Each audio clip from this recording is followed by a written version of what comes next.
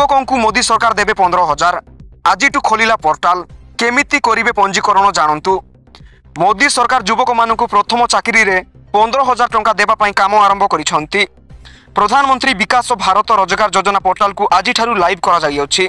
एबे युवक माने एही योजनार लाभ उठाइबा पई एही पोर्टाल रे पंजीकरण करि पारिबे। सूचना योग्य जे एही योजनार घोषणा 3 दिन पूर्व प्रधानमंत्री नरेंद्र मोदी लाल किलारू तांको भाषण रे कहिथिले। प्राय 1 लाख कोटी टंका व्यय बराद सहित एही योजना दुईटी भागरे कार्यकारी हेउछि। प्रथम भागरे सरकार 1 जुलाई 2025 रु 31 जुलाई 2027 मध्य प्रथम चाकरी पाइथिबा युवक मानकु 15,000 टंकार सहायता प्रदान करिवे। द्वितीय भागरे सरकार नियुक्तिदाता मानकु चाकरी देवा पई आर्थिक सहायता मध्य प्रदान करिवे। केंद्र कैबिनेट 1 जुलाई 2025 रे प्रधानमंत्री विकसित भारत रोजगार योजना नामक एक नियुक्ति संबंधी प्रोत्साहन योजना को अनुमोदन करथिले।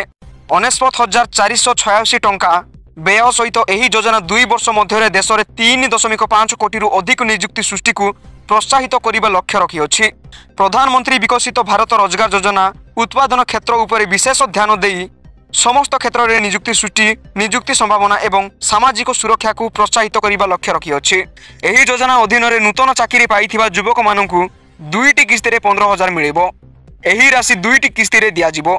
एही टंका आधार सेतु पेमेंट सिस्टम व्यवहार करी प्रत्येक लाभ हस्तांतर बा डीबीटी मोड माध्यम रे युवक मानकु दिया जिवो। एहा सहित नियुक्तिदाता मानकु प्रति नूतन कर्मचारी प्रति मासरे सर्वाधिक 3,000 टंका पर्यंत प्रोत्साहन दिया जिवो।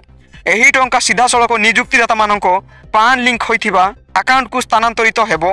एही योजना पई पंजीकरण पोर्टाल रे करा जाई पारिबो। केंद्र मंत्री मनसुख मांडविया कहिसंती जे नियुक्तिदाता एवं प्रथम थर पई चाकरी खोजुथिबा व्यक्ति माने प्रधानमंत्री विकसित भारत रोजगार योजना पोर्टाल रे जाई पंजीकरण करि पारिबे।